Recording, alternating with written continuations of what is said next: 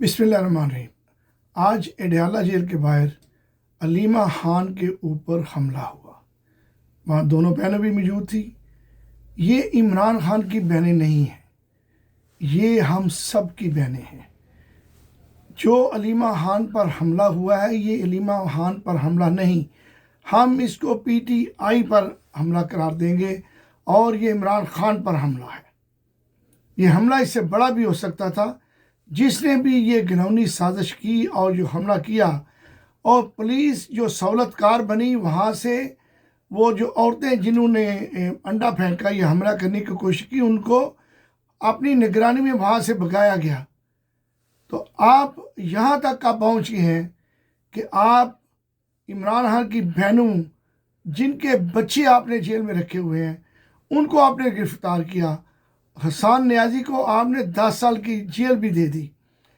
वो तीनों बहनें बेखौफ व ख़तर अडयाला के बाहर जा रही हैं, हाई कोर्ट के बाहर जा रही हैं, सुप्रीम कोर्ट के बाहर जा रही हैं, लेकिन वो कोई सिक्योरिटी भी नहीं करती। वो तीनों बहनों अकेली ड्राइवर के साथ गाड़ी में आती हैं, उनको कोई खतरा नहीं है। उनका भाई जेल के अंदर है, अगर वो नहीं डरता तो ये कैसे डरेंगी। और आपने आज जो हरकत की या करवाई उसकी हम पुरजोर मजम्मत करते हैं। अलीमा खान सिर्फ इमरान खान की बहन नहीं है, वो हम सब की बहन है। और ये पीटीआई के ऊपर हमला हम करार देंगे। ऐसे हथकंडे मत करें जिनसे आप मज़ीद दलदल में फंसते जा रहे हैं। आप इतना खौफ सदा है कि आप अब इस निचली सतह का आप चले गए हैं कि आप औरतों के ऊपर हमला करवाएंगे। एक काबिल अफसोस है, काबिल मजम्मत है। चाहिए तो था कि जो पुलिस वहाँ पे मौजूद थी वो हमलावरों को गिरफ्तार करती और उनको अदालत में लेके जाती, बजाय इसके उनको वहाँ से अपनी कस्टडी में भगाया गया। इसका मतलब है ये सोची समझी साजिश के तहत था।